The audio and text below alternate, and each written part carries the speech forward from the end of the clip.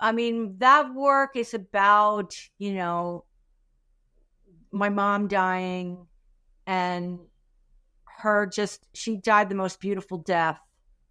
And she became more and more light, like you can see from the pictures. She was in a dark room that she lit up more and more as she approached her death. Literally, she lit up this room. I don't know how it happened, but she did. There was a kind of real beauty to her. And so I asked if I could take her picture. And she smiled, and she had this kind of glimmer in her eye, and she said, okay. And I had the camera in the car, so I went running back to get the car and everything. And then over a period of I think it was like 5 or 6 days, those were the last days of her life, I took about 10 pictures, a couple every day. And there was no light in the room because she was in like a hospital room, and it was either fluorescent light or window light. And the window light, it was like afternoon when it wasn't great light, but it wasn't a problem. And of all the pictures, I took maybe 10. Every one is perfect. So wow. That will never happen again. It had never happened before. It's usually like if I get 1 out of 100 or 1 out of 500 or whatever, but it's like a lot of pictures to get a good one. My mom just was like, don't worry, Ruth, I'm going to give you what you want. Don't worry about exposure. Don't worry the light's not good. Don't worry about anything. Here come the pictures you want. I'm going to give it. It felt like that. She just... Wow.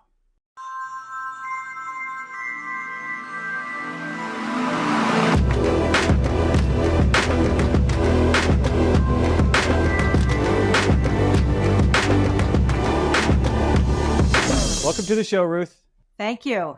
I'm so glad to have you. We were dodging some storms, and it's that season, and so I'm so excited that we found an opening between the weather madness that you were experiencing. So thank you so much for coming on. I actually love your aesthetic, and I love your work, and I'm so excited to talk to you today. Wonderful. Thank you very much. Of course. So just to begin, tell the audience just a little bit about who you are. Oh, wow. Well, thank you very much. Well, I'm Ruth Lauer Manenti. So Lauer was my dad's name. Manenti is my husband's name. And I live in upstate New York in the Catskill Mountains.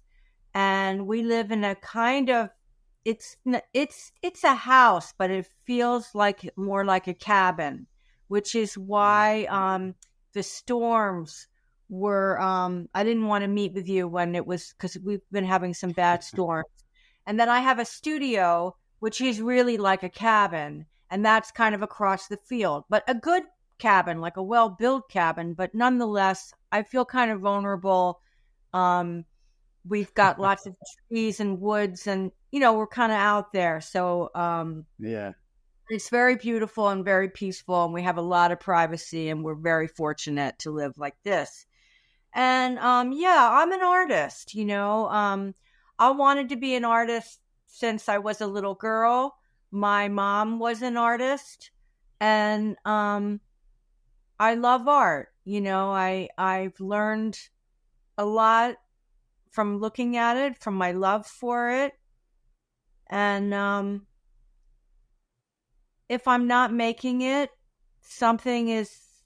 I can't fully, I don't know, something about my life and the making of art feels right. It's like breathing. That's what I hear. Yeah. I mean, I don't know if I would go that far, but it's... It's like some people, it's just a part of who they are. So it's like, it's something I have to do, like breathing. Yeah, and so that's kind of where that comes from. It's like, it's just in you. So you have to do it. Yeah. Why did you choose photography? Well, I didn't actually. I wanted to be a painter. And I mean, I still want to be a painter. I wanted to be a painter, and I went to school actually for painting. I was a very serious painter, and I made a lot of well, not a lot, but I probably made about 20 paintings that were big. They were like 5 by 8 feet big, and then I had to put them in storage, and then they got kind of ruined, and I don't know. I was just getting frustrated with where was all this work going to go, and also besides that, there was something about the paintings that I felt was lacking. And then I was given by a person very dear to me, a large format camera, and I'm actually not quite sure why she gave it to me, but she thought of me, and so she gave it to me. She was moving into a more digital, she's a photographer, but she was moving into a more digital way of working at the time, and she just kind of gave me her large format camera, and I thought, well, how will I ever be able to figure out how to use this?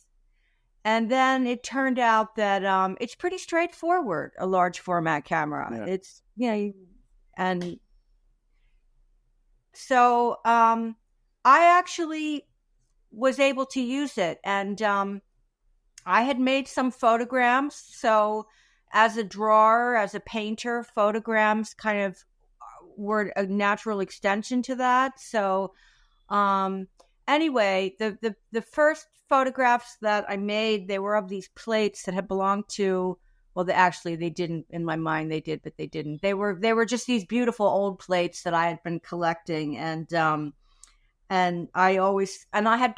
had made some drawings of them, some still life drawings of them, and I tried to paint them, and they were kind of half baked, but kind of okay. But then the photographs were quite, I liked them quite a bit. And so that was about 10 years ago. And then I tried to do both, and, like paint, draw, write, and take photographs, and then, plus make a living and all of that. And it just somehow the whole thing just seemed like too much. And I started to really think that actually maybe I'm a photographer, and so, I have ideas for drawing still, and I write quite a bit. But anyway, that was how I got interested in photography. That really, because this person gave me a large format camera, and that's amazing. Yeah, it is. It is really interesting. Yeah. Well, you dove right into the deep end. To me, that is. People end up there. They start, usually what I hear is they start out with those small 35 millimeter, classic cameras, and they kind of work their way into a large format. But to kind of just start there and to start to work with that, how did you learn how to use it? Did you trial and error? Did you take some classes? What did you do? Well, no, actually I have a friend, and his name is John Dugdale. He's a photographer, and he lives in the area. And so I telephoned him, and he said, well, I have an assistant. And I said, well, do you think? And she was just out of undergrad. She was like 21 years old. And he said, well, I think she could come and spend a day with you if you pay her. And I said, okay, I can do that. So she came, and I'll never forget it. It was like a summer day, and she was wearing like a sundress, and she had a long hair, but it was all piled up on top of her head, but it was kind of off to the side. She was like, early 20s, and she looked at the camera, and she said, well, I said, can you tell me how to use it? She said, yeah. She said, I think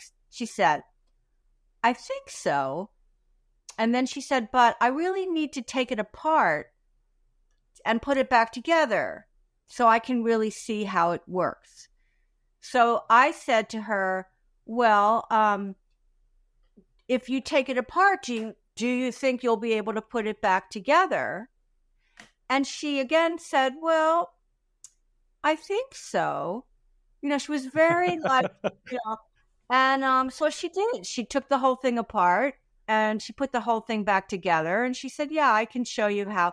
And she showed me how. And it was, like I said, it surprised me. Like a digital camera is like, to me, suddenly the screen, like you saw what I was like with the setting up systems preference. To me, a digital camera is like, at anything can happen at any moment, and you'll never know how to get out of it.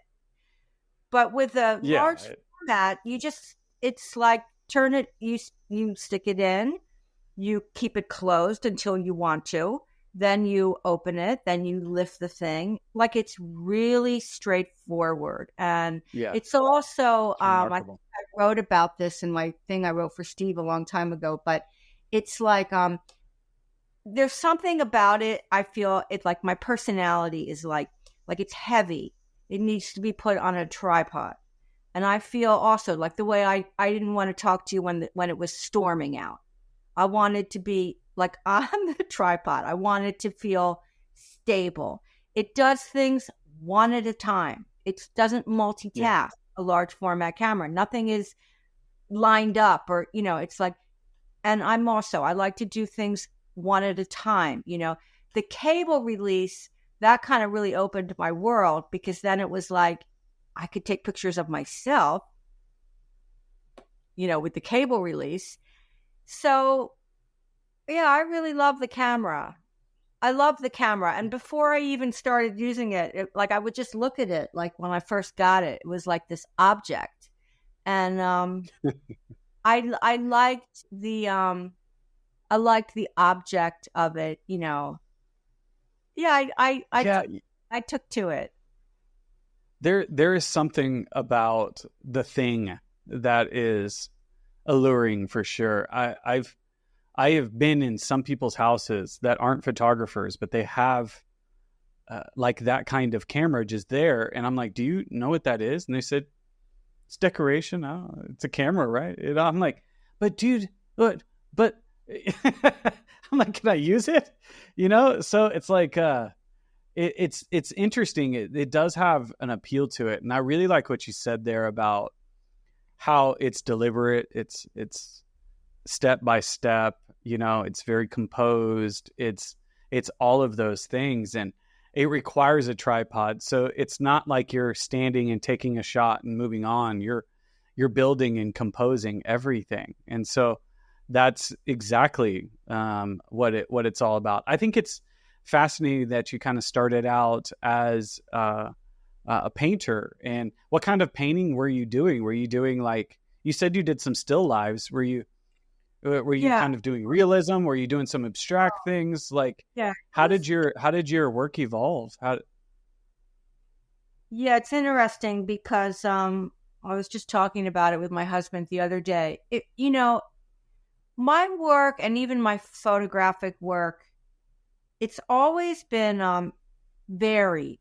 I love Agnes Martin. I love Cezanne. I love Egon Schiele. I love Rembrandt. I love Mark Rothko. It's like I've always been drawn to a variety of different, like it doesn't have to be abstract, figurative, minimal, expressive. Jackson Pollock, it doesn't get much better than Jackson Pollock, but Jackson Pollock is a lot different from, Rembrandt or maybe not. I don't know. But I'm like, so in my work, I was always wanting to do different things, but have them speak to each other.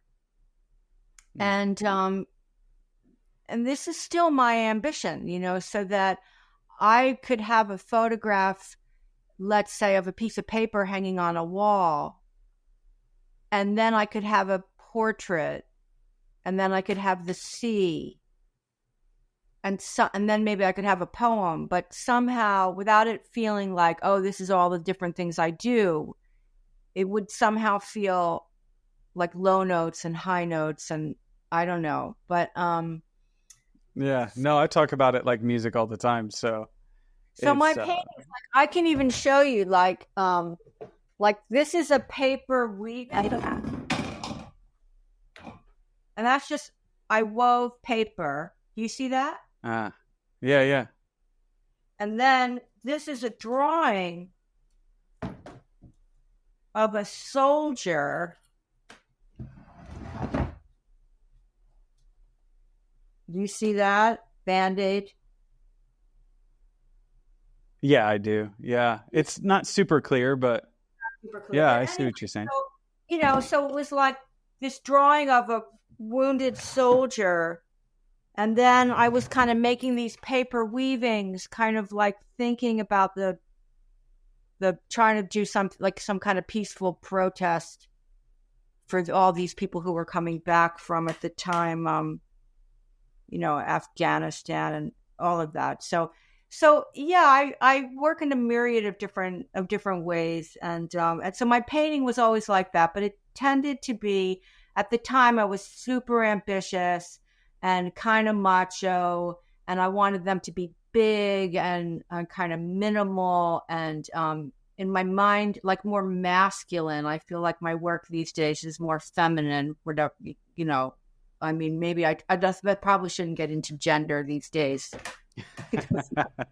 Yeah. No, it's Anyway. I think that's interesting as far as like that painting origins. And have you always been an artist? Where do you think that started? Where you, like, does it go all the way back? Yeah, I think it does, because my brother was like really kind of smart and got really good grades, and was like never did drugs, or very kind of like, my parents were like so proud of my brother, and he was like a great kid, and I was into all kinds of like trouble, like actually.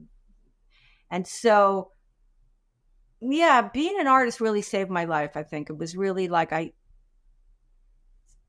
something about being creative, something that it couldn't really be judged like a test, like you got it wrong, you did poorly.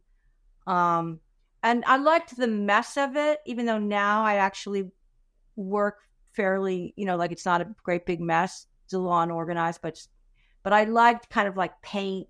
Like I used to really have my hands in like buckets of like paint and turpentine and graphite. And like, I really liked the kind of, mess of the whole thing. And yeah, I felt like, oh, maybe I can do something with my life. It was sort of like that. Not that my parents ever made me feel like, oh, Michael is so good and you're such trouble, but that was actually the reality. And so at least as an artist or making things, I mean, my mom, she saved everything. It was kind of heartbreaking. Like in the very, very end, I found like all these like old watercolor, like she saved everything, she really, I mean, I guess a lot of moms save the things of like their kids, but yeah, being an artist, great. I felt like, okay, I think I can. I studied art. I mean, I went to undergrad. I went to SUNY New Paltz when I was like 17, because I had to go to college. My dad worked for a college where I could get a discount if I went to a college. And my dad, even though I never listened to anything my parents said, my dad was like, "You're going to college in September." And there was something about the way he said it where it was just like, "Okay, Dad." He was like, "That's it. We're going." You're going to line up your interest with going to college, and I guess that works. Yeah, but SUNY New Paltz was like awesome. Such a hippie, it was like, it was hippieville. I was always curious about kind of those origins. It's like, is it something we always have, or is it something that it's these questions that I've always kind of noodled with. I have found that most people that lean towards this kind of artistic expression in their life, they have it early. Or maybe we all have it and some people just don't chase it or what have you, but I still don't have that answer. Or maybe art finds you, or maybe that some kind of expression finds you. I think from what you were saying, you've always kind of had that, and you like the tangibility of it. You like to touch and kind of get in there and kind of make a thing, which is really quite fascinating. So how do you think your painting influences the photography that you do? Do you see a connection there? Yeah, I do very much. I think, like when you were talking about image literacy, it was at a previous, before we met here, but you said this term image literacy. Yeah. How do you read an image? Yeah. I have this conversation all the time just to give my audience context. Yeah. I think that I would never think, painting is not about image literacy. I don't think. I think painting is about energy. Painting is about beauty. Painting, if you're religious, is about something sacred. If you are oriented that way, but it's about magic. Painting is like you have paint, the substance, and then you have a brush and a hand, and then you have the thing that you're going to paint on. And then look at what we have, the history of painting. It's like,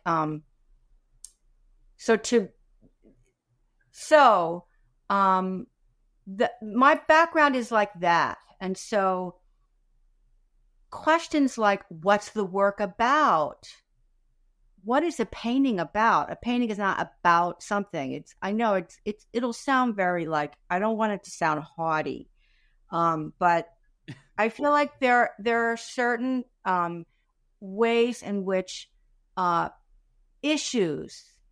issues around photography that, for better or worse, I don't really have. I set myself free from those issues. Maybe I shouldn't, I don't know. Maybe I sound naive, but because my background is in painting, which is abstracted, as a given. Look at Guernica. It's an abstraction. You don't have quite the same issues like with photography. It's like, is it personal work? Is it documentary? Is it editorial? Is it for advertising? Look at Andy Warhol. So, graphic, is it? So I feel somehow my background as a painter just gives me a little bit of freedom in terms of like, what my approach. I don't worry so much about, what it's about. And, I still approach it like I did when I was painting somehow. That is really interesting. And I'm just gonna, when you said it, it stopped me, and I haven't been able to kind of stop thinking about it as you talk about this. And you said it's energy. Well, what do you mean by that? You said it's not about like literacy or being reading it. It's like literally a painting is not about something. It's energy. It's what do you mean by that? Well, it's like it stops you in your tracks. It's like when you look out the window.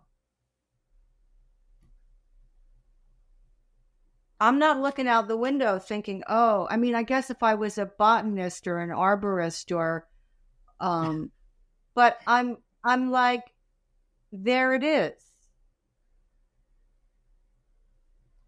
And I'm happy to be able, I'm blessed. I can look out the window. There it is. Painting is like that. you stand there and you look and you feel things, different things. And Fascinating. yeah, maybe at a certain point it becomes interesting. Like I remember once years ago, I was in a museum, and in museums sometimes you have like an art historian, and they're giving a like a tour, and they explain things, Yep. and so there was a painting, I think it was by Manet, and it was like it had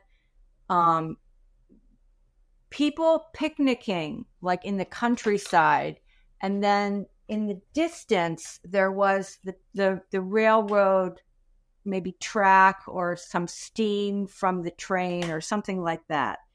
And it was like, the beautiful painting, just the paint, everything about it was just beautiful. And then I was standing there, and I was just silenced and small in a good way, and taking this painting, and this art historian comes, and she's got this group, and I'm a little bit like, oh God, and then she starts talking about how the railroad, the Industrial Revolution, had brought this railroad, and because of that, Parisian people, city people, could now picnic in the countryside. And so this painting was about these people who could now were city people who could now access the countryside because of the train. And this is what this painting is about. And I was like, I'd never thought about those things. I'd never looked at a painting in that kind of way, And so I think, yes, that's interesting. That is interesting. The way in which things that are happening in the world get into art, and that somebody 100 years later looking at it might just completely overlook something that then an art historian brings to your attention. And it's like very, very interesting, all of that, But I think that in terms of energy, since that was the question that you asked, which is like if you only know what the painting is about, it's just information. It's interesting, but art goes way beyond. Art is healing. Art is educational beyond information, like wisdom. I'm not saying that I have any of that, but it's something. There's something about art, right? I mean, it's like there's a wisdom, there's an energy, there's a healing. I'm going to jump in there on that one, which is, when you were taking it all in, you were probably even, because this is how I do it. And I do not like going to any of these museums, and I have access to many of them in Paris. And then I'm just a short train ride from many of great ones. Oh, but I don't like, I don't like all the additional context to a degree. And I think you said something that I think was, is it helpful? Does it kind of create some time and place and give you kind of situational things and kind of make it stand with a little bit more depth? Sure. However, you said something that I think was really, really interesting that kind of points to your approach in some of the images, and the way I was looking at them as well was, you said painting is a lot like looking out that window and saying, there it is. And maybe that's what he was doing too, Manet. He was, there it is, with the train and everything. He was just there, enjoying the picnic. He wasn't thinking about all that extra stuff. He was just enjoying a beautiful evening, or envisioning one, an afternoon and a picnic in the countryside, and that's what he wanted to paint. And what I love about what you were saying is that you were just feeling it, and I always like looking at the material aspect of it, the expression, how it makes its way into color and strokes and all that other stuff, which is one of the reasons I like kind of as you move into the modern movements, expressionist and stuff like that. I love seeing that tangible stuff. But I love what you said there, and it makes sense to kind of how you put together an image. Now, like having looked at your work already before this, we're about to look at it here in a second. That makes a lot more sense with what I was looking at, because I did feel something more than I actually could understand something. So you have put them together into series. You've made books. A lot of times as photographers, we put together a series around a topic or an idea. So how, after just kind of expressing and making, how do you group your work together, and where do your titles come from? Well, so I imagined it empty, which is the book that just got published because of this prize that I won, the Star Photo Book Dummy Award. Well, I was looking for a title for a long time, and I was taking a life-changing course with Jenya Fridliand, and every time I would come up with a title, she's terrific because she's not easily satisfied. And so, or Tim Carpenter as well.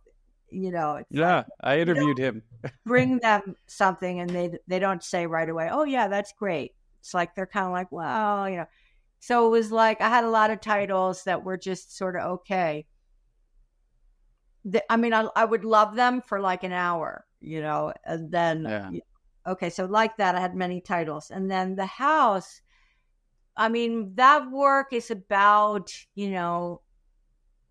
my mom dying, and she died the most beautiful death. And she became more and more light, like you can see from the pictures. She was in a dark room that she lit up more and more as she approached her death. Literally, she lit up this room. I don't know how it happened, but she did. And then my house has a lot of really beautiful natural light. And it's kind of a dark cabin, so I'm not quite sure why it does have all that natural light, but it does. So there was something about the light and my mom, and that was, what I thought I could make a project out. Not a project, a series. That they belong to each other, and it's a body of work. Yeah, a body of work. And the house was. I was looking for a house. I was living in New York City for a long time, and I was feeling really like craving quiet nature, cabin, dead end road, like that. And I was looking for a long time. And after about a year, there was like nothing. The real estate lady thought, oh, this lady, she just likes coming up from New York, but she's not really ever going to buy anything. And, it was getting kind of like that. And then we came to this cabin. The road is, it's no longer, it turns from paved to dirt. And I was very excited about that. And then you can't see the house from the road. I was also very excited about that. And then the house is kind of tiny, so it's almost like, where is the house? And all of that was really good. And then the people who owned the house, they came out of the house, and they looked like Willie Nelson and Janis Joplin. So they kind of came out. And great visual. Yeah, it was totally like that, And they were what we call in America hoarders. They were hoarders, and so they never threw. They would bring in things.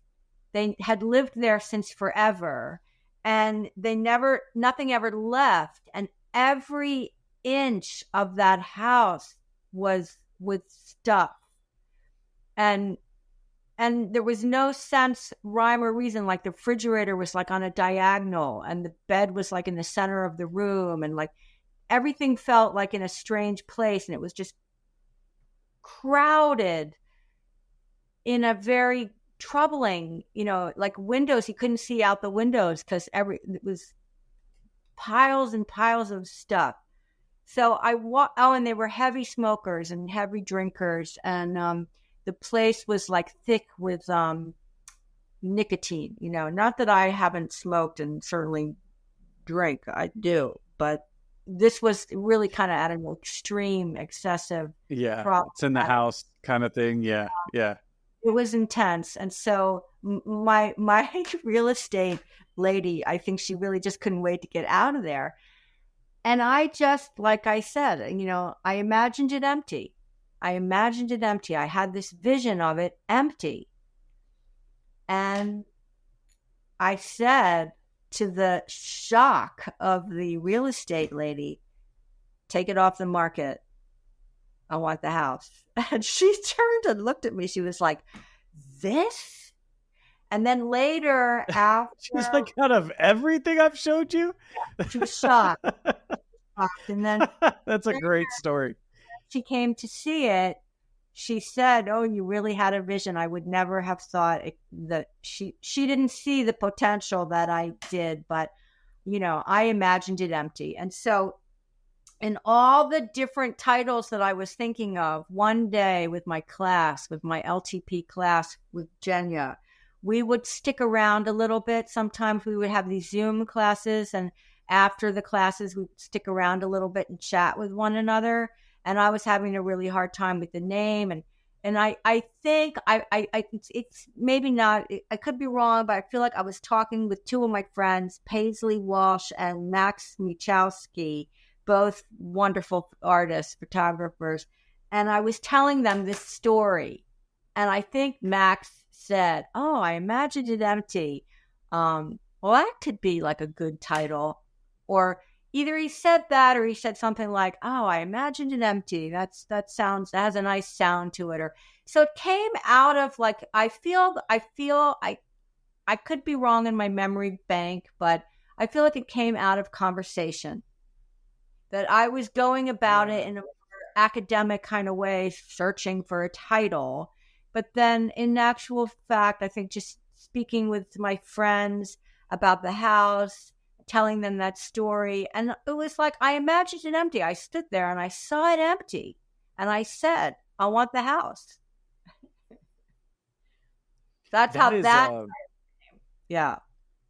Well, and so it's a little bit about life. It's a little bit about, it's really quite interesting, because like I'm thinking of you constantly making, and you're just constantly making images, probably just like you do a painting, because that's most painters that I know, they're always painting something, everything's a work in progress to a certain degree. And go ahead. I'm always working. Yeah. And so, but like when you do that with photography and it's so expressive, one of the things that I have, I've now lived long enough to have different periods of my life that I could group into different things, especially around a job, a relationship, a place I lived, around these different things. And those, and if I were to be making in that time frame, each body of work would probably be heavily influenced about that time in my life. And so you had one series, that's kind of focused on your mother and her passing. And so you have this collection of images that were all around that, and then you have like this other part, which is around being there, living in that house and you know what I mean? And so is that how you group your work together? Is that kind of how you find a way to make a series out of things? I kind of used my own personal life and my expression, but I'm kind of noticing something here, and I want to see if I'm on to something. Yeah, I mean, I kind of like I'm never quite sure. I have doubts, and I'm never quite sure that what I'm doing is going to go anywhere or going Don't we all? but then at the same time, I do trust it. So if it was like, there was something like I had a moment where I was thinking, oh, I would like to photograph the knife and spoon, and because I have this silverware, it's just very simple, and the kitchen counter has this curve to it, and I really like the way it curves, that counter. And it came with the house, but it has a nice curve to it. And I just thought, oh, I would like to photograph the knife and spoon, and somehow get that sort of curve. And then I thought, oh gosh, because photographers are always like their work is really about important things. And sometimes on that day I questioned, with all the important things that are important, that are maybe need, I don't feel that I'm the kind of artist that's there to like address important, or certain artists, they really bring to your attention things that really need. Photojournalists do that. And even personal artists, they bring to your attention that too. Very important things, but I don't think that's it's not really my motive exactly, or what's important is, I don't know. I don't have, in that way, I'm very simple and like down to earth. Like I like the knife, I like the spoon, I like the curve. Yeah. So I asked myself, I love Joseph Albert's. It's a square. It's red. It's orange. What does it look like if I put the red square against green? It's red and green. It's red and orange. So I'm simple in that way. But I remember on that day thinking to myself, there's a lot going on in the world, Ruth, and maybe your idea of photographing this knife and spoon is really I questioned it. And then and then I just was like, God damn it, just do it, like see it through, and then I really love that picture, because I feel like it had it for me, it's kind of like, do the thing you want to do, and like, and also as an artist, even any kind of moment of clarity where you feel like what you want to do. And then the way in which I had a friend, she was a very spiritual person, and she had this idea around enlightenment, and which I don't know anything about, but she wanted to get enlightened, and that was her. She really believed in it, and she really wanted to, and I think she did. And so, but she said to me, I asked her one day something like, how did you reach this? She reached like she would meditate at night, and she'd come in early in the morning with like mosquito bites all over her body. She didn't even know she'd gotten, and, she'd just be kind of laughing. And I don't know, she had a wisdom and a light that was very special. And so I asked her one day something like, well, how did you get enlightened, or something like that? And she said, well, because I had the idea and I didn't cancel myself out. That was the words she used. I had the idea and I didn't cancel myself out. So she had a pretty grand idea, one that people would think she's like crazy for. And she didn't cancel herself out. And that's, don't you love that? Don't you love that? God, I love that. Yeah, because we all get in our own way. We get in our own way. So when it comes to like why I think this could be a body of work, why I photograph, like then I photograph the knife and spoon, then I'm like, oh, okay, well maybe just the spoon by itself, or maybe just the counter without the knife and spoon. And I'm just like, it's just an age thing too, where I sort of feel like I'm not going to cancel myself out. I'm not going to waste my time either. Like, oh, just try everything. I'm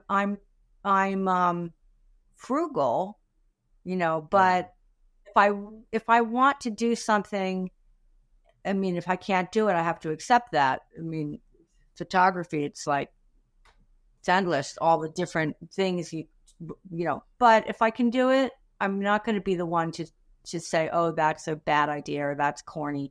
I'm going to see first and decide. Yeah.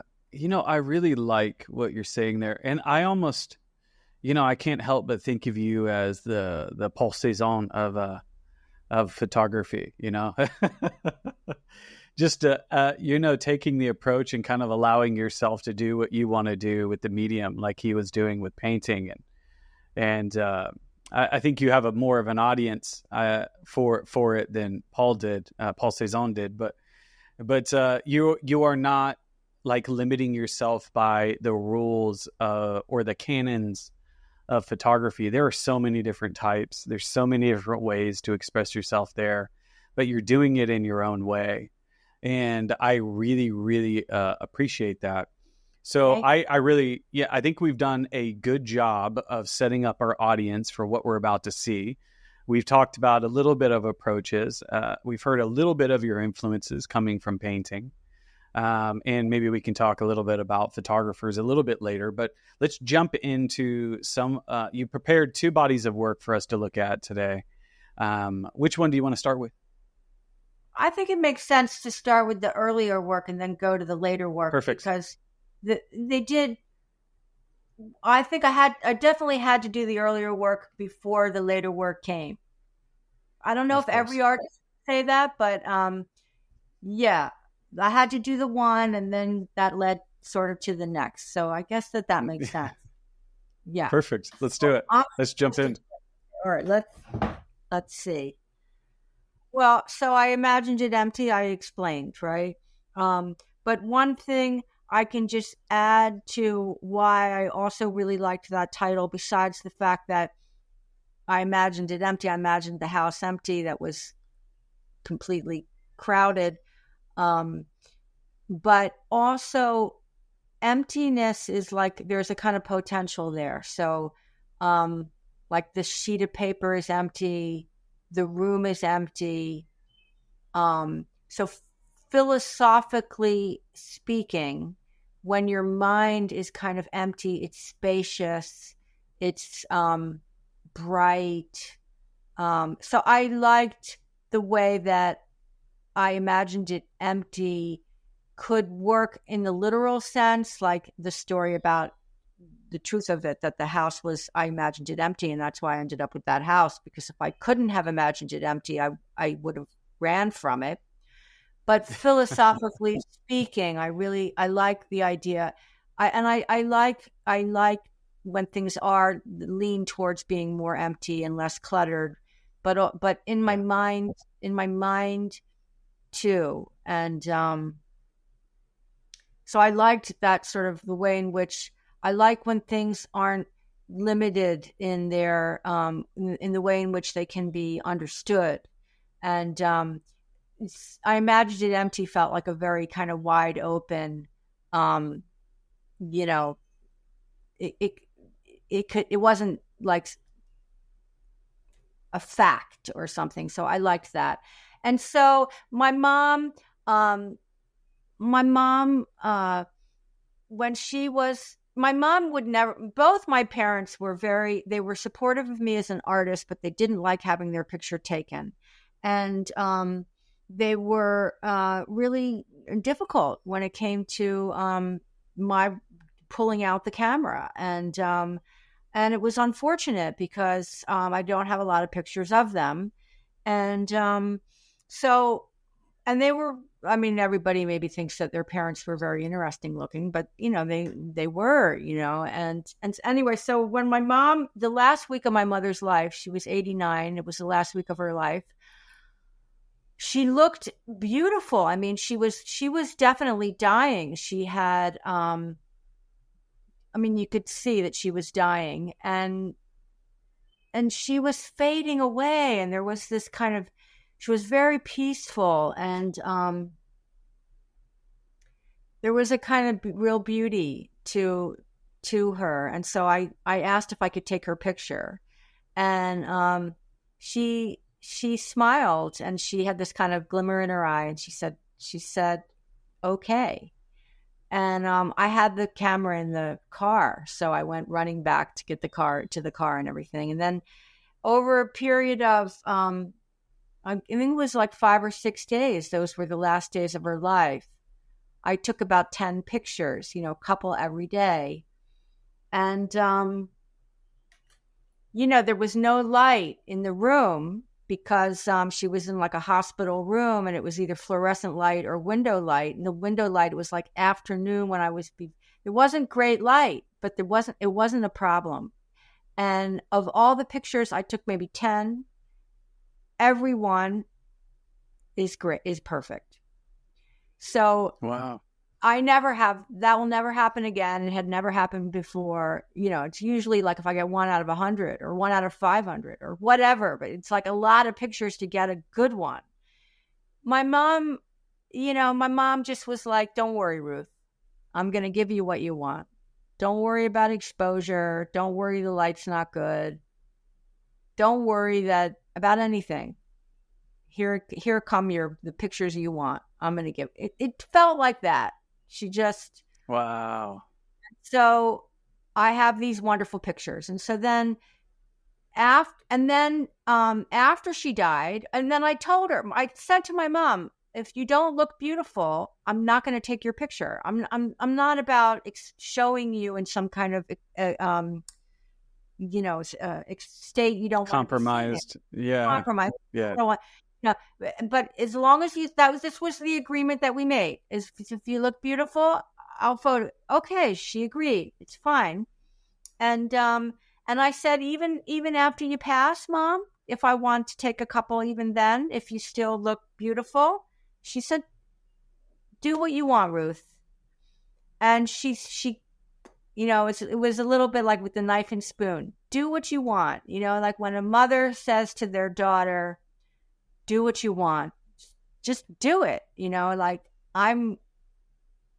was like that. She just said, yeah, don't cancel yourself out. Yeah. Yeah. It was kind of great. And so after she died, I couldn't take any more pictures of her. And I thought, oh my God, what will I do? And so I started taking pictures of the pictures of her. And so that's what this is. It's a picture of her. I hung it up on the wall. And it just felt like the book is the book. Yeah. So this isn't the book. This is the dummy, because the book is over at the house, but this is the dummy that I submitted, and I won the prize based on this dummy, but the Star Photo Book Dummy Award. But when you open up the book, oh, wait a minute. When you open up the book, the real book, you open right to it. There's no like blank page first. Just open, and there it is. And again, it's just like I really like that. I feel like it would make me, I think, if I did, want to turn the next page, and then the next page says, I imagined it empty, which would then make me want to turn the next page, But anyway, so that's that picture. She does glow in that image. And you were talking about how she was like lighting up the room or what have you. She does glow in this image. Now do you get that? The bed? Yeah. Oh, okay. Yeah. So it was like there she was now. She, so that's the beginning. And now it's kind of like she faded into this light, and I've got all this light in my house. And it was COVID, and I had this kind of sense of that my mom was like there with me in the house, and because there was really only me and my husband were there. He's a nurse. He was working. The sea is more like not about so much the sea, but all that it kind of evokes, the coming, goings, the tide. There's like a poetry to it, and then the tub. Just like everyday, I like How do you? Moira Davy says this thing about photographing what's in reach, that it makes her feel, there's my mom, that it makes her feel um, it's like an empowering thing, not only as an artist, but just as a kind of a person to be able to utilize what's in your reach. That and I really like that statement of hers, and I feel that I feel akin to that, that the tub, the light coming in through the window, you know just using things within my reach. If I can do that, I feel worthwhile. Do you think there's a power in that? I do.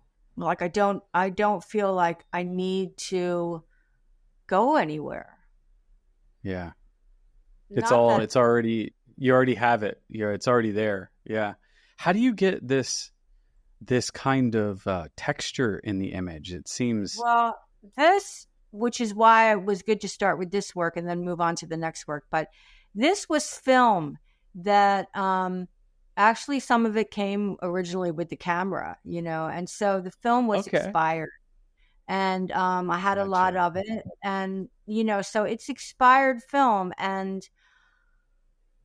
I really liked I feel like because my background was or is in painting and drawing, there was something about the expired film. It's a little less kind of like a real, and it's sort of soft. And I always use a kind of wide open, what's it called, aperture. And Yeah. so, but like in a picture like this is where the really getting kind of old, the film. So Yeah. Yeah. I this work and that film was meant to work together. But then, Yeah. at a certain point in my new work, I'm not using this film. And I am, oh, this is my knife and spoon. Seeing the beautiful curve of the, Yeah. yeah. Yeah. Yeah. You definitely see your like painting influences in here. And it's really interesting that you're kind of using your space. I love the interiors like this with the big blown out windows. Yeah, It's thanks. just Me they're too. wonderful. Me too. I Yeah, mean, that is the light. Oh, my husband, classic, he's rolling along. I can't believe it. Do you hear that? I do. Yeah, Yeah. Let me, let me close the door. Let's see if you're that. like classic.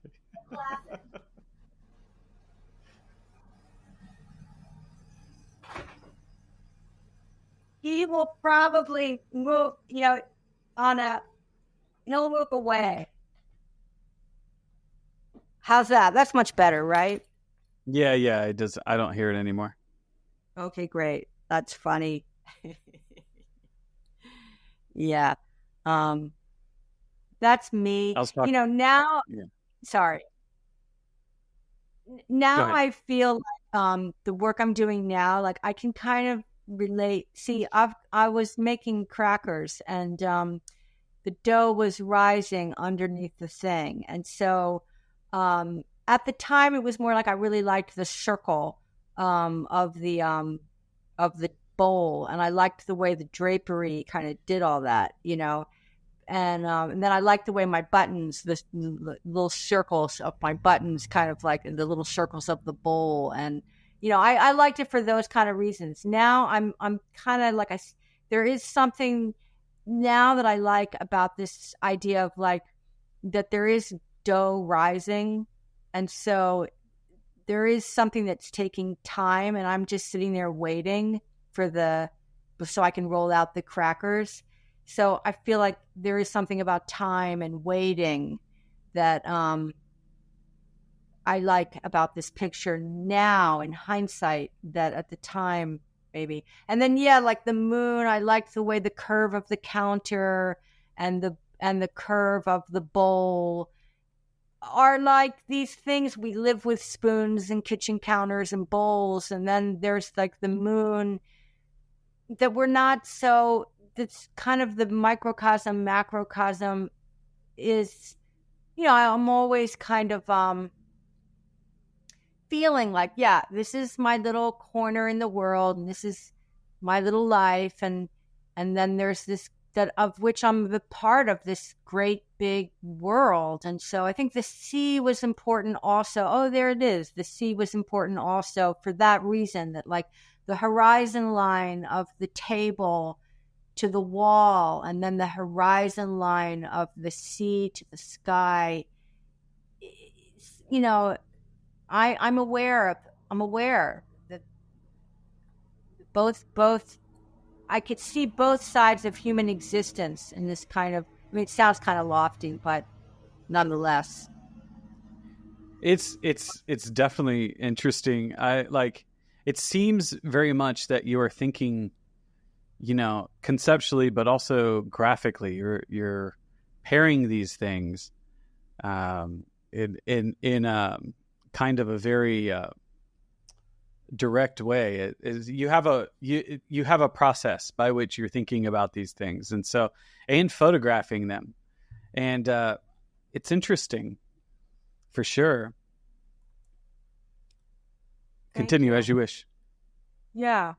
This is like classic. Every artist, it's like if the bowl breaks, you're like, wait a minute, like, don't throw it out. I can use it, So anytime anything ever breaks over at the house, I'm always like bringing it over, trying to kind of, I just love the way that broke. And I have a kind of thing for fabric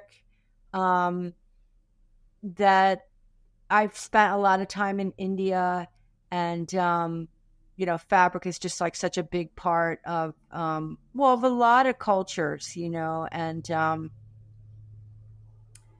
so I love fabric. I love the idea of sometimes, like when I leave my studio, I'm so sorry about that, but when I leave my studio, I always cover everything up. I cover the computer, I cover the printer, I cover my books. It's just something about fabric.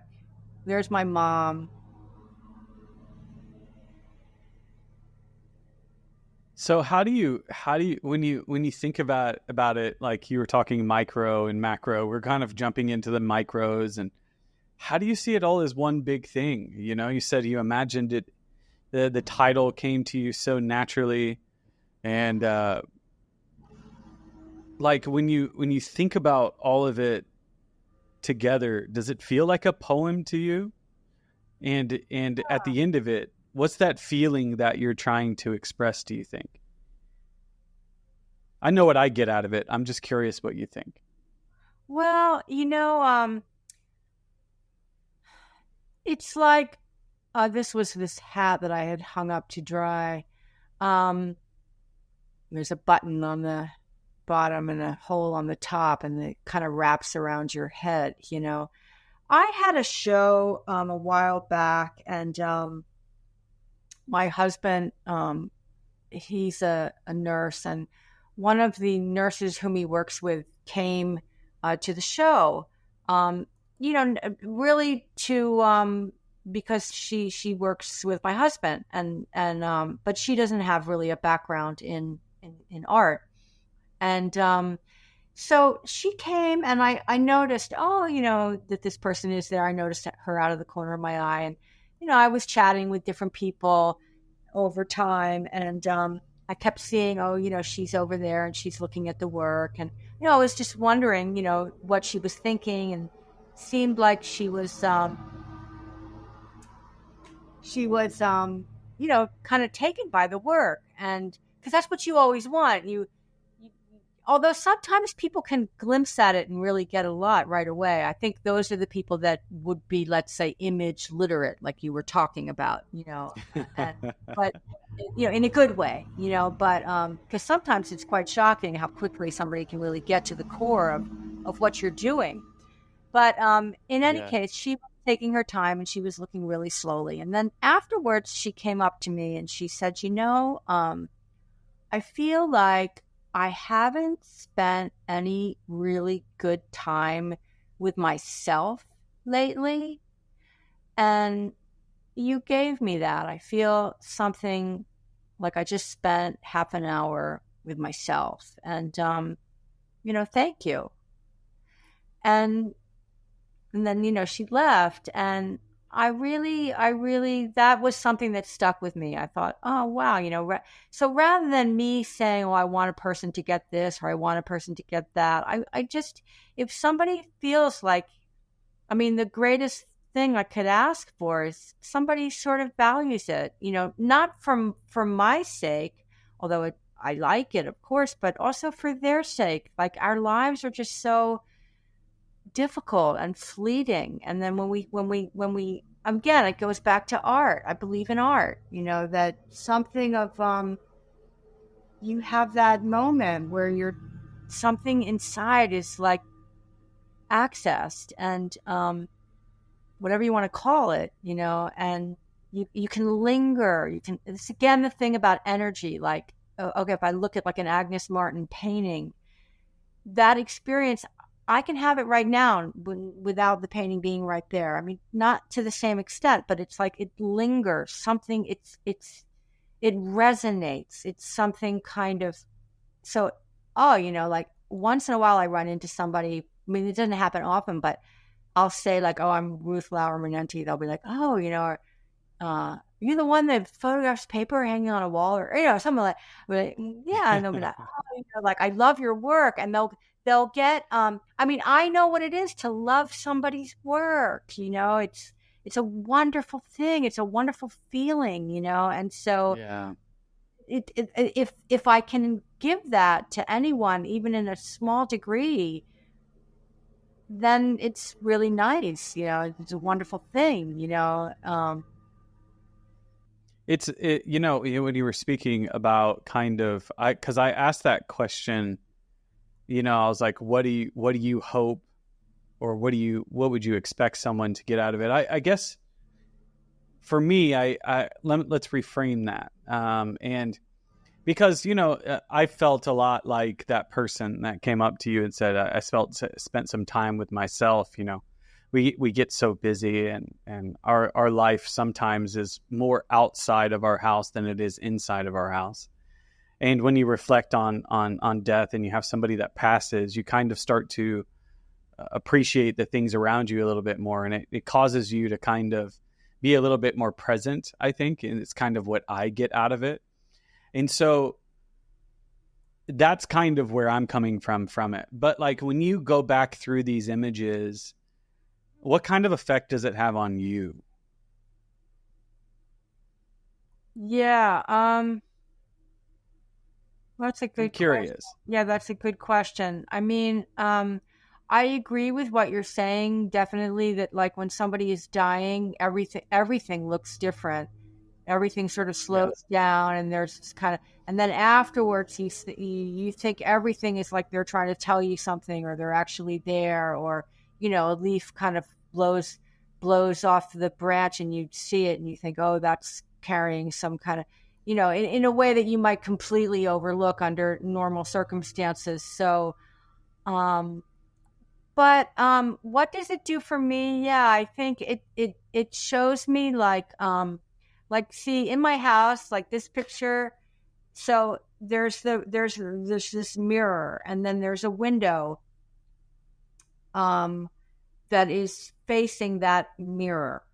And so when I look in the mirror, I see the window, and the light that is coming in and lighting up that bathroom is coming from far, far away, but it's coming in through that window, and it's reflected on that mirror. And I find things like that worth noting. So I think what I see in this, and even the way there's like a bulb on one side but no bulb on the other, and like the asymmetry, you see it just a tiny bit of another mirror in the mirror, but it's very asymmetric. Like there's a kind of rhythmic off balance.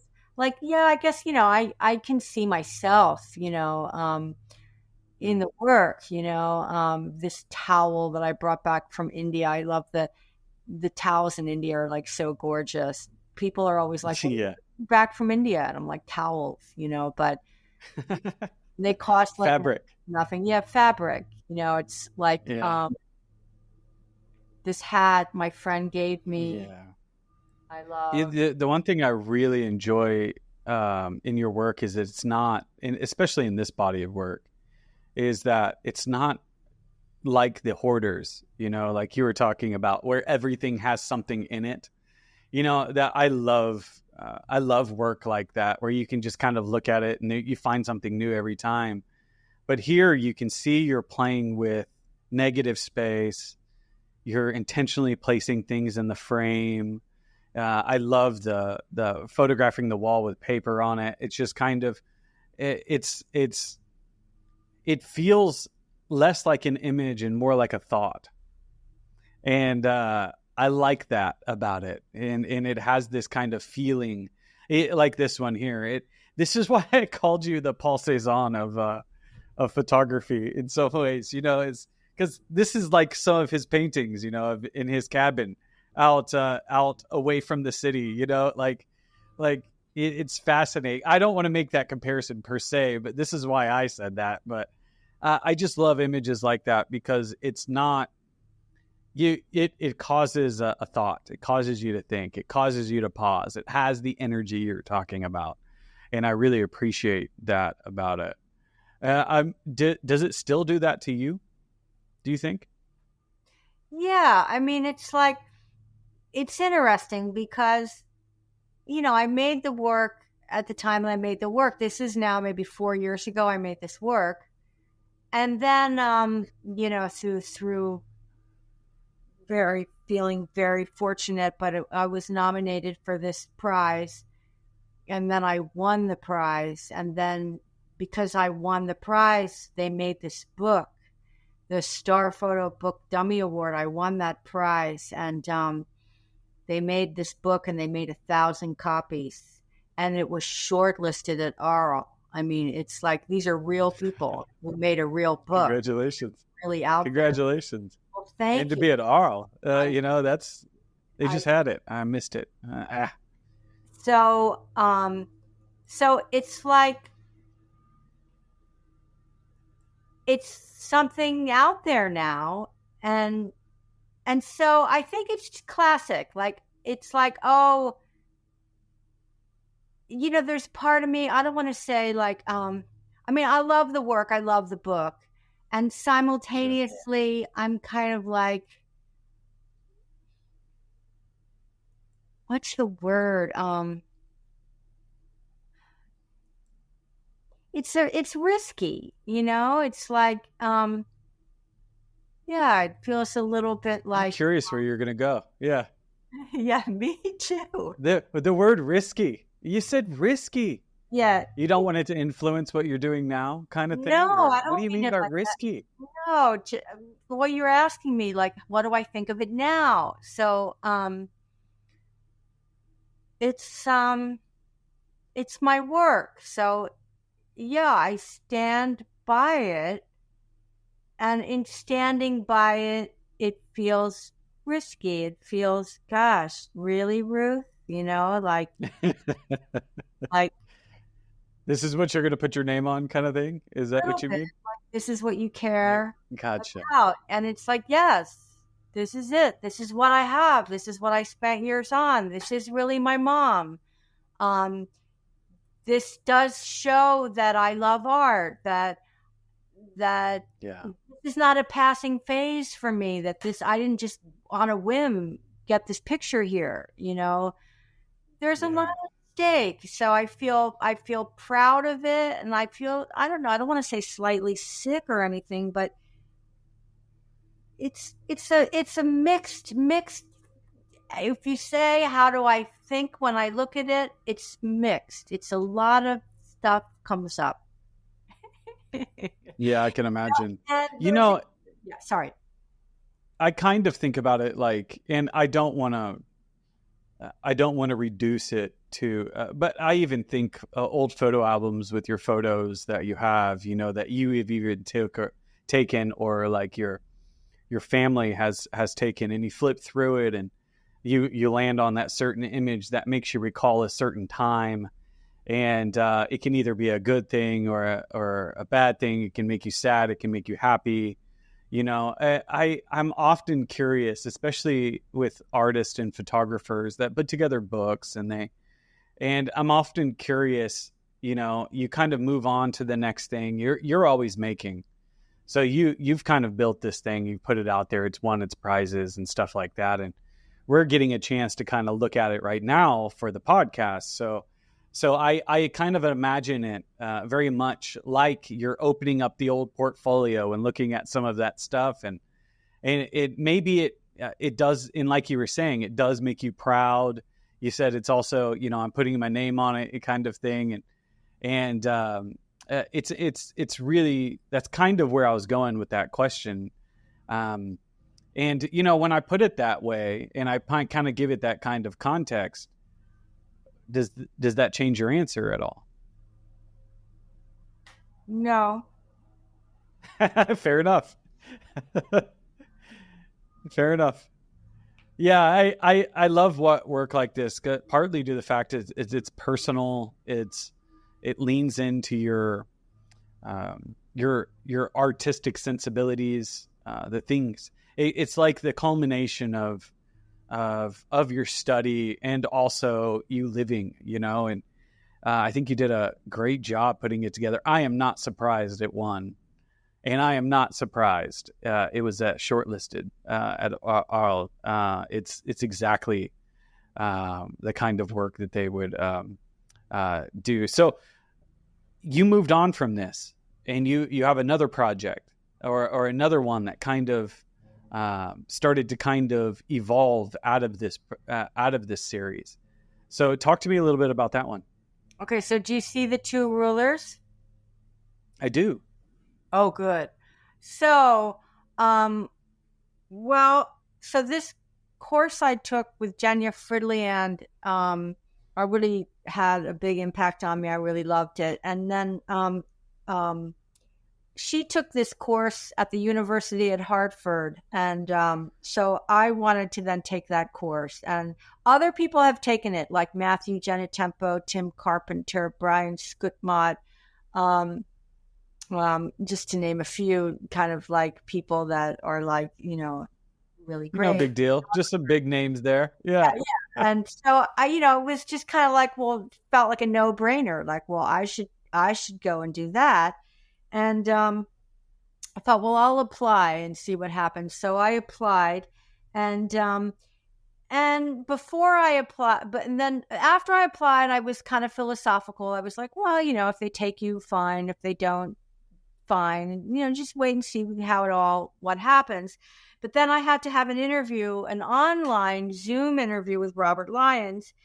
And I liked the way the interview went very well. And after the interview, I said to my husband, oh, now I really hope that they take me. But in the interview, Robert Lyons said, well, what's with this kind of haze on your work? Like, why does everything look so old, or something like that? And I said, well, it's this expired film, da-da-da. He said, well, I think that if we take you into the program, you would have to not use this film. And he got this kind of look on his eye, and he was like, how would you feel about that? And I said, that would be okay. Like, if I'm going to go to school, I'm there to try the things that I'm going to get the feedback on. Otherwise, I can work on my own quite happily. So I said something like, oh, yeah, well, I would be willing to try that. And it seemed like that was also like the answer he was wanting to hear, but although you never know with Robert, or with anybody. Are you open? Yeah. It's kind of the question. Yeah. It seemed like but I was genuinely like, okay. So I took that to heart. And so that's one thing I can say about this new work, is that, it's new film. And it doesn't have, but what I was happy about was that it's still my work. So in a way, I felt that when people would say like, "Oh, I really like your work," I basically always just felt it had to do with the film, and so Robert was like, Oh, said, "Look, you have really good ideas. You should trust your ideas. They'll come through no matter what. They'll come through." And I remember thinking at the time, no, they won't. I need the film. And then, they do. And so I'm very pleased that, and they don't, and this film I can get, it's new. yeah. Yeah. So the title, because you had asked about the other one, Four Sides of the Table, it's something to do with, and I've had to write this whole long thesis, it's something to do with, I guess I should say, a big thing that had happened to me was that when I was 20, I broke my neck in a car crash, and so I could never actually see like four sides easily. It was like, so in my room, I was in a hospital room for a long time, and light came in, and there were these two windows to the like one side of my bed, and light came in through those windows, and made a rectangle of light on the opposite wall. And as the day passed, I would kind of watch this rectangle of light as it kind of moved, and so that experience, plus the experience of then 30 years later when my mom died, her being also in kind of really an empty room where it was just this light, and light is just such a, I don't know, light is very important to me, and anyway, so Four Sides of the Table, the way the sun kind of revolves around the house, and the way in which we turn, like if I look at in one way, I see one thing, and if I turn and I look in another way, I could see actually something completely different. And then philosophically speaking, it's like, well, what's your viewpoint, or what's your viewpoint, or let me stand in your shoes, or let me go. So I felt like it was kind of an abstraction. Of course, there's lots of pictures of a table. So I liked the straightforwardness too. It's not quite as magical as I imagined it empty, but for right now, I'm calling it Four Sides of the Table. I love that And title. then, well, thanks. I'm glad to hear that. Well, and what's funny is that like when I was looking through this one, you still kind of see your.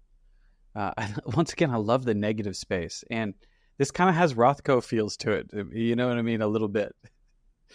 So I'm seeing your style. Like I can look at your images and tell they're you, which I love. And that's really hard to do, by the way.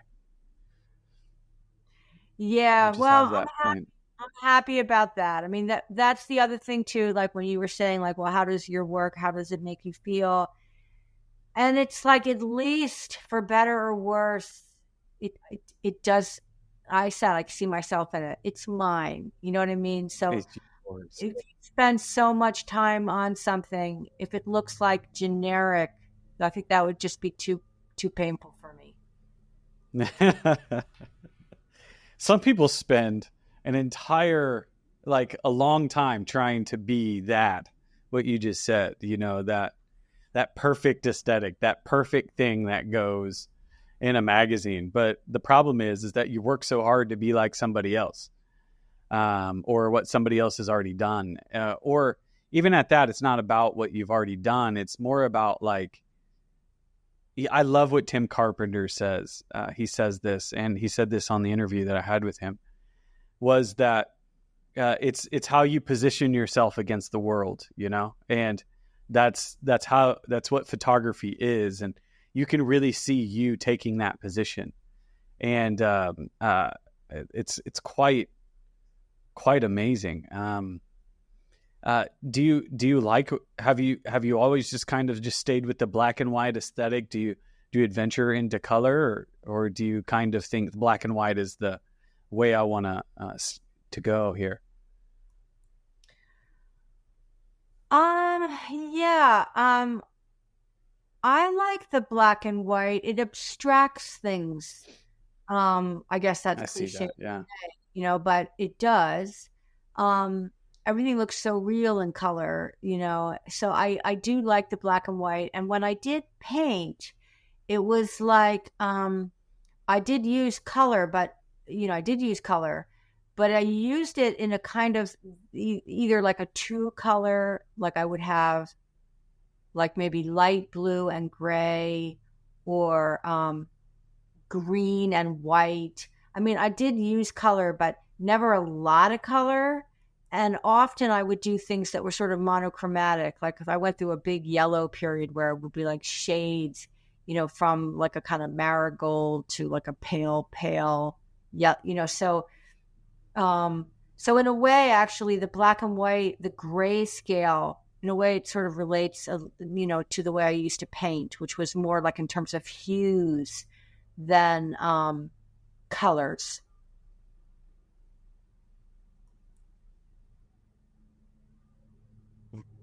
That's awesome. And the sea makes its way back in there. You can kind of see how you're kind of expanding on your previous body of work, and you're kind of getting expanding it. I see more people. Is it self-portraits, or is it just you're Well, working it's a with mix. somebody? It's a mix. What happened was that okay, so my mom is, she's passed away now. My dad has passed away. So and then there's myself. So I work with myself a lot. But my mom had a best friend, and so I had wanted to reach out to my mom's best friend, and but I and actually visit her and maybe photograph her, because I couldn't photograph my mom anymore. But I couldn't do that because I felt like it would just be too painful to visit her. But then now that a few years have passed by, I felt like, oh, maybe, I would like to go and visit June, my mom's best friend. So those pictures so it's me, and then it's like, yeah, so that's me and that's her.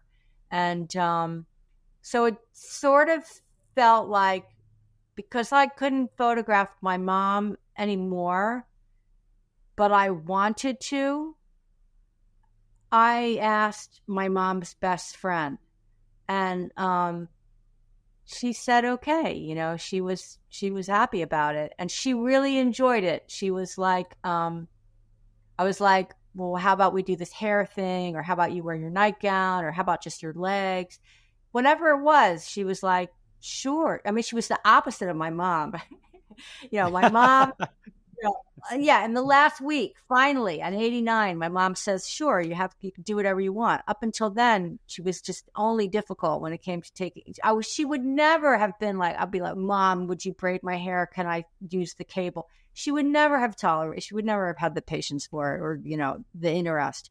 But June, my mom's best friend, she was like playful, and really we would have a great time, laughing. And it was really, really nice actually working with her. So I feel like my dad was a scientist, and I kind of feel like what I was trying to do was to kind of touch upon something dreamy and something measurable, and have those two this is right, so have those two qualities somehow exist. And this one is like, the flour. I had made crackers, and there was flour on the counter, and I was wiping the flour away. And it just felt like, Moira Davy, she photographs the dust that collects under her bed or on her books. It's just a kind of very soft way of dealing with, the fact that we are all just going to disappear, and you can't help it, and so I like this kind of way of, I was sort of trying to deal with things that are tangible, things that are measurable. This is the light that's being reflected on the window, on a piece of glass across the, there was something kind of scientific. I was trying to kind of honor my dad, and then also something sort of dreamy. And then, so then this was my mom had terrible arthritis, and then her best friend has these really arthritic hands, and they're beautiful as much as they cause her pain. But yeah, it was, and again, I was just trusting, like sometimes I feel like probably a lot of artists do, like, my ideas must be kind of half baked, but they're mine, and that's what I have, and I don't cancel myself out, to go back to that. I love that. Yeah. So, it's like, when I look at your work, it definitely has an energy about it, and it's not fast. It's slow, deliberate, thoughtful, and if you were to put a word to your approach, what word would you use? I just gave 3 or 4 of them. You can use one of those, but when you think about photographing and you're finding something, that thing, it's I always say when you're taking an image or you're looking, because when you start to photograph, you start to walk around with a photographer's eye, and you start to see, ooh, that would be a good picture. That would be a good picture. And when you actually find that image and you decide that that's an image, how do you describe that? How could you put a word to it? How would you describe what it is that you're attracted to photographically? When you see something, how would you describe that? Yeah, that's a very good question.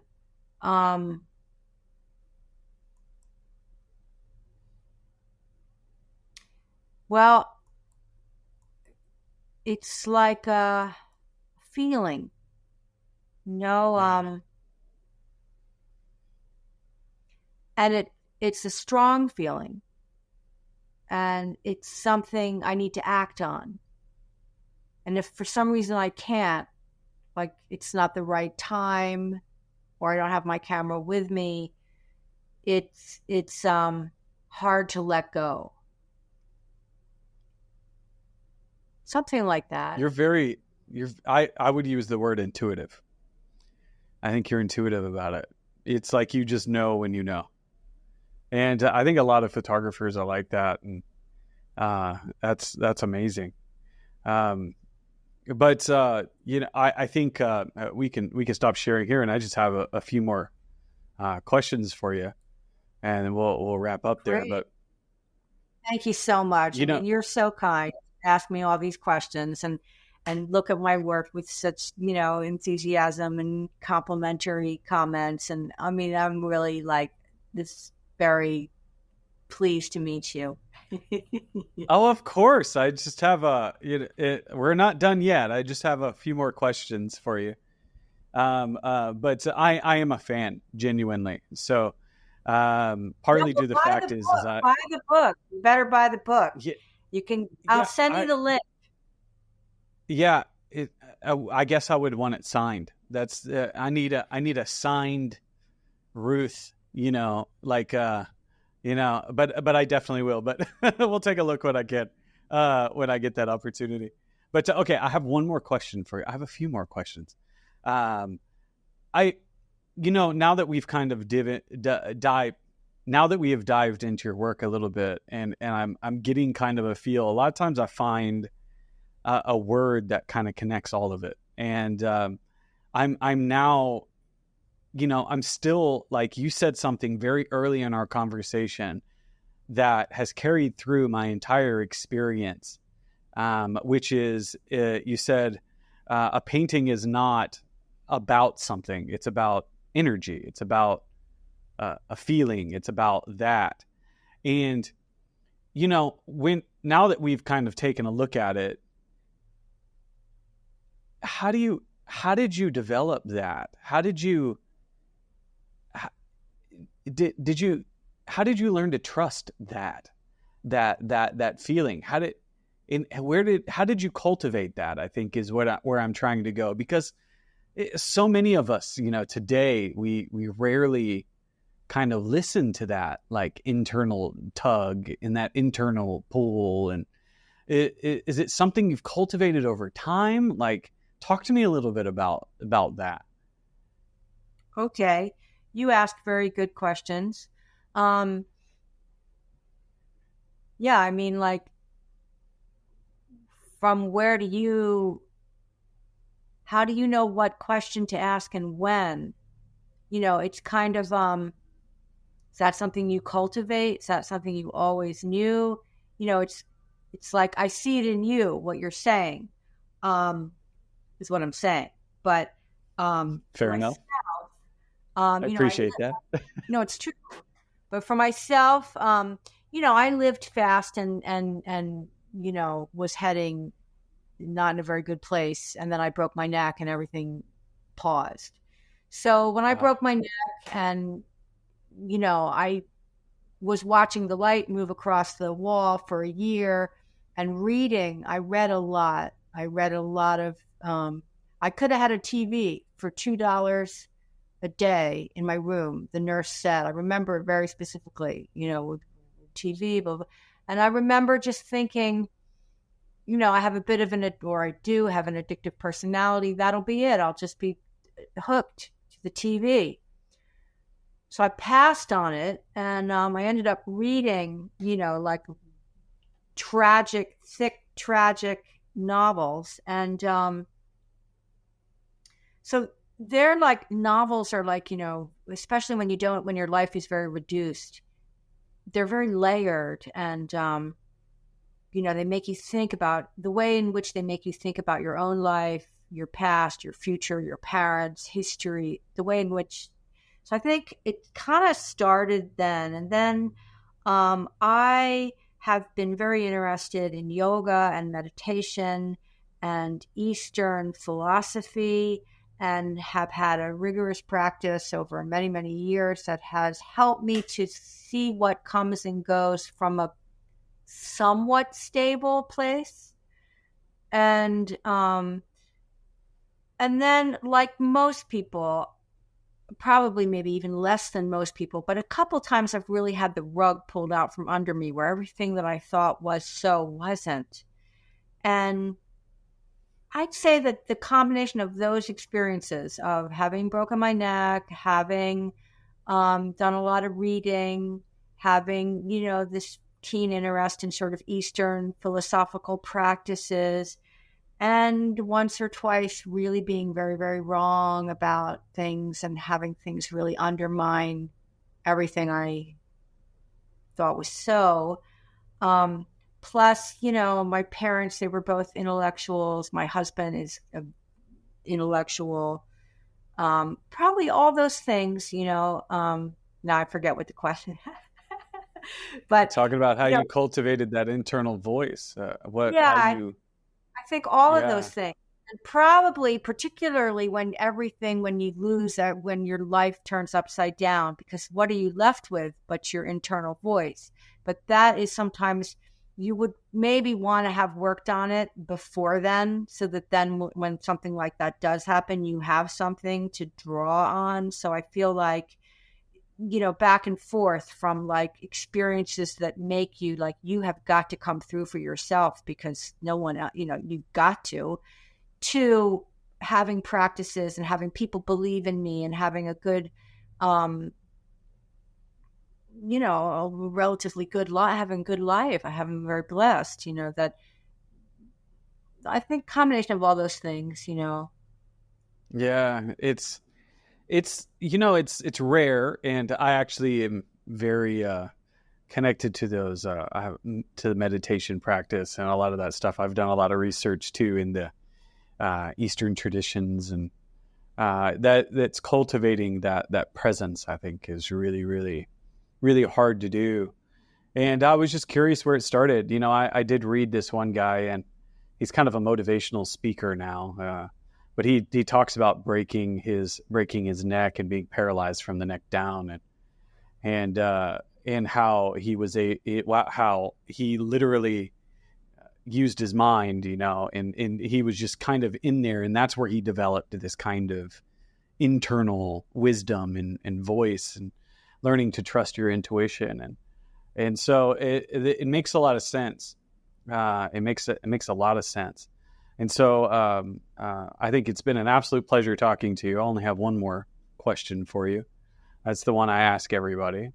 And it's really kind of related to advice for people out there, that want to be makers themselves. And before I was like, hey, do you have advice for people out there that want to be artists or photographers? But then I kind of changed it a little bit, because I think I get better answers now with this answer. And it's like being who you are today. And I'll do it like this: being who you are today and being you. What would you have told your younger self back then for advice, and to being an artist? What would you what would you have told yourself? Yeah, to treat people well, and to keep in touch with people, to look up to people, and to know that if they're in front of you or if they're in your life, they're important. Treat them like that. Yeah. I feel like I didn't know that when I was younger. I just when it was just me moving forward. I mean, not like a terrible, person or anything, but just didn't really understand that community, friends, others, acquaintances, you. Look how nice our email exchange was. I felt so bad I had to cancel because I got sick. Then I had to cancel because there was going to be a storm. I thought, oh, this guy doesn't think I'm crazy, No, always emailed me back. Oh, no worries. I'm very patient here. Like, you value people, you value their time, and you're young, ish. And so I'm mid. When I was, well, when you're older, you think everybody's young, so you're not sure. Actually. It's true. It's true. I look at people younger than me and go, "Oh yeah, you're young." Like. Yeah. I mean, my dad one time was pulled over for driving too slowly, and the policeman, my dad was like, this boy came to my window and he wanted my driver's license. He's just a boy, But that would be my advice. Like, look, hopefully you'll do well with your work. One never knows, what that actually means, or if it will happen, or when it will happen. Keep working, for sure. But in the meantime, be nice to people. And keep in touch with people, and return emails, and make them nice. Like maybe you write your email like, yes, I can, like, okay, meet you you keep it really, and then you add a little something like, I hope you're well, and it starts to be like, you really do hope that they're well. And you really, like, maybe you just integrate it as a kind of like, okay, I don't want to be nuts and bolts. I want to have a personableness to me. So maybe you, like, for me, it started out like that, like, come on, you can do better than just, make it nice. But then after so much time trying to make something nice, it's like, oh, it's good to be like that. And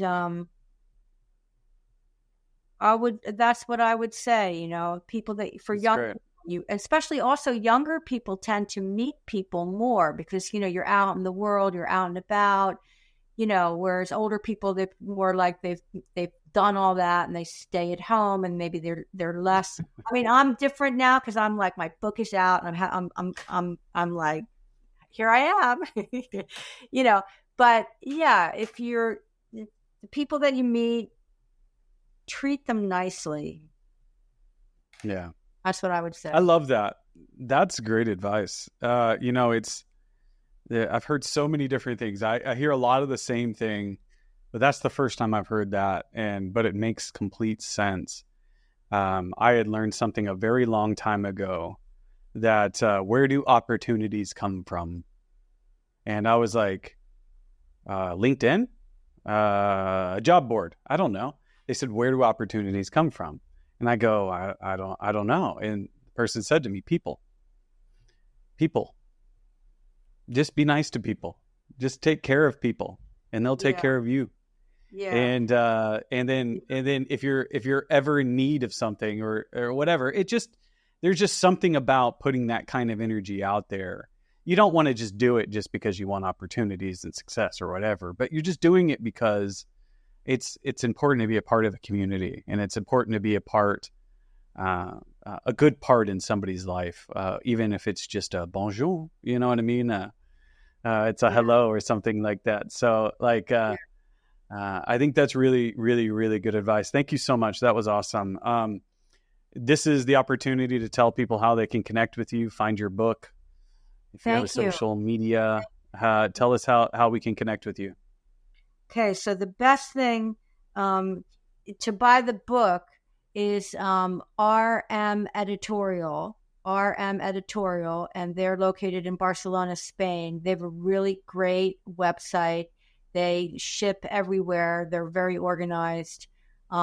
People in America have gotten their book in 6 days or something, and shipping is pretty reasonable. Of course, if you're in Europe, the shipping is less.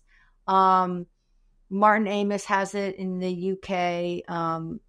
Mika Mera has it in Milan. So it's out there. It's called I Imagined It Empty. It's just something that the book has a life is something I should, help. And then I am on Instagram. I think it's just at Lauer Manenti. I've had a really good experience with Instagram in the last sort of 3 or 4 years.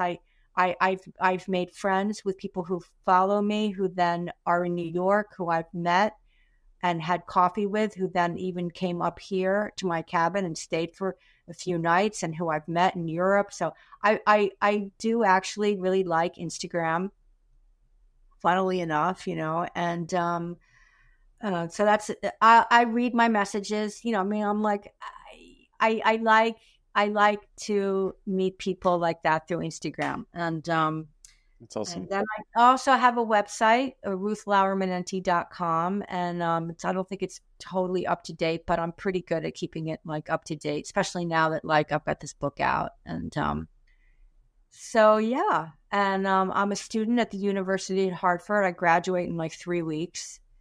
Nice. Yeah. That's the program that those fancy people that I mentioned earlier all went to. That's awesome. That's awesome. I think they follow me on our Instagram. So I think they might be. I'm not sure. I could be saying, but if not, you should tell them about the show. But thank you again for coming on. It was wonderful. My pleasure. Absolutely. My pleasure. Thank you. Thank you very, very much. It was really nice of you, and for, doing this for other people who can hear from other, having something so intimate and honest and inspiring, all the different, what did you say was number 47? I like that. Well, I don't know exactly because Steve actually curates them and puts them into place. But yeah, as far as total interviews that I've done, yeah, you're right there. So it's cool. Thank you so much again. And to all those that have made it this far, thank you so much for joining us on the Urbanaut Podcast. We loved having you. And if you like content like this, please consider liking, sharing, and commenting down below. We have to use this algorithm thing, and it looks at all of those things. So if you want to support us, consider liking, sharing, and commenting. That all helps. If you want to go a little bit further with us and actually help us in a little bit different way because you're so moved by the content, please consider being a Patreon member as well. And that's one way you can support us there, or you can support us on Spotify as well. So as always, we'll see you next time.